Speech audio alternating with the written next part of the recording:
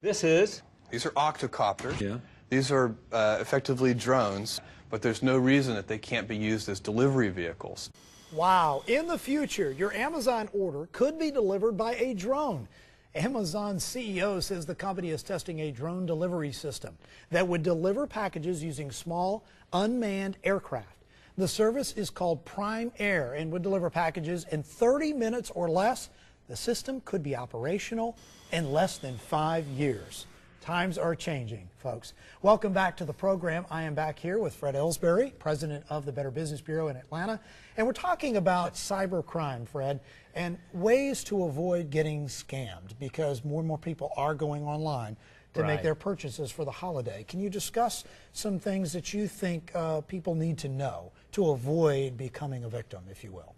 Well, Adam, I think, you know, the one piece of advice I always have for people is to know who you're dealing with, and we mentioned that on an earlier segment. But, you know, all these pop-ups and come up that, you know, that come up on your computer that seem to be, you know, deals that are just simply too good to be true or probably too good to be true. So the first rule is to know who you're dealing with. Choose the people you want to do business with, even online, just as you do when you walk through a mall and you decide which stores you want to go in. Do the same thing and be just as discriminate online. Don't just shop anywhere. Again, be sure you're secure, be sure that their sites are secure, and there's a few red flags. For example, if they start asking for personal information like Social Security number, I mean, why in the world do you need to give anybody your Social Security number or maybe even your bank account number until you're ready to close out on an account? But your Social Security number is information that they should never ask for. Right. So if somebody asks for the Social Security number, that's a red flag. You just need to shut that down. So once you've placed the order, Fred, let's talk a little bit about what you need to know as far as receiving your items. Okay. And I'm sure there are a whole set of tips here that we can provide to our viewers. And first, there you see right there, check the shipping guarantees. Print out confirmation number, know your rights. Can you explain some of these tips right here? I'll be happy to. You know, the shipping guarantees is, you know, you need to understand when they're guaranteeing that they're going to be able to deliver that to you, because if they can't deliver it by that date, you actually have a legal right to cancel the order at that point.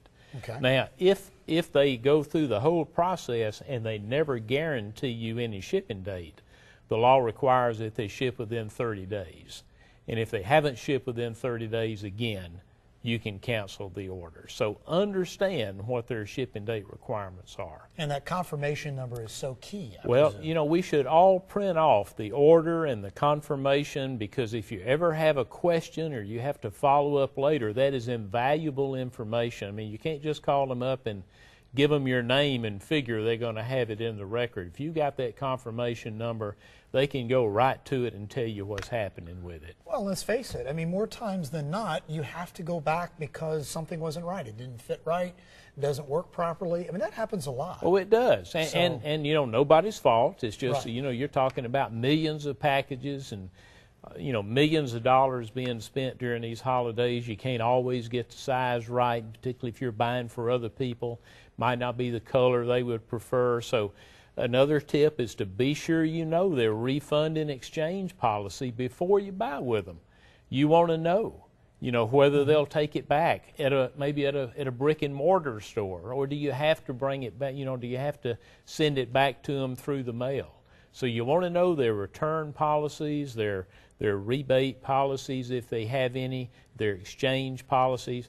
And, you know, for those out-of-town gifts, you want it to be convenient for your out-of-town relatives to be able to take it to a store locally. And you know, the great thing is, it's also a good indication of what level of customer service you're going to get from a company when they're willing to be transparent about what those policies are. And what are a consumer's rights in this situation? I mean, we talked a little bit about some of the laws that protect consumers, know your rights. What are those rights, do you know? Well, you certainly have a right to a prompt delivery.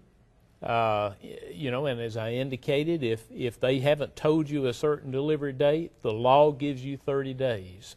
And at the end of that 30 days, you have a right to cancel that order if you want to, if it hasn't been delivered. So you get a stated delivery date, or know that 30 days is the outside that you'll have to deal with. Great. And so we have a poll we want to share now with our viewers from the Digital Citizens Alliance. It says, most at risk to fall victim of cyber crimes, get this, young adults aged 18 to 24. Very interesting. They are most likely to order or receive orders from unsecured websites. 35% of young adults said they had ordered gifts online and not received them. That's double the number we saw in the entire population. Almost 60% of young adults say they didn't get a refund either.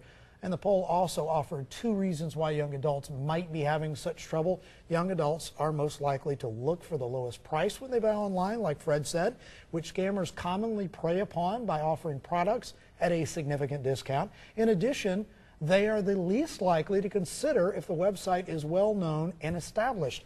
This is interesting because I would have thought, and I think most people immediately think, well, seniors are the ones that would be victims for scams, or the most likely victims, but not when we're talking about online stuff. Oh, no. I mean, seniors, you know, my mother used to say, if they've been through the Depression and World War II, not many people are going to pull the wool over their eyes. And most seniors who are still capable of certainly doing online shopping are very astute. And they're not going to fall for a lot of these traps.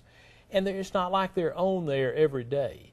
Seniors get that rap because they're the most available, and they're probably the most trusting generation we have, which works to their disadvantage when it comes to scammers. Wow. And one thing the Better Business Bureau is doing is going around and talking to these senior centers, as I understand, telling them what the 12 scams of Christmas are. Right. And this is, I'm sure, information that consumers can find at bbb.org, right? All of it's available on our website at bbb.org, and I encourage people to go there. Great tips about cybersecurity, as well as just avoiding those scams that during this time of the year seem to come out of the woodwork. And so as we move forward here, and now we've talked a little bit about what to watch out for before purchasing online, and then what to think about as far as after you've placed that order and you're receiving your items. Anything else that you want to share while we're on this subject here that consumers should keep in mind that's just off the top of your head that you think consumers should know going in this time of year? Well, Adam, go into your holiday shopping center with a plan. Know the people you're going to buy for, have a budget set up, and do the best you can to stick with that. If you have a plan, then any deviation from that may be caused by scammers or something is going to be a lot easier for you to detect. Fantastic. Fred will join us here again in a moment. It's one thing to protect yourself when shopping online, but what happens when your bank gets hacked? Well, we talk about a scheme that targeted one large bank. That's coming up right after the break.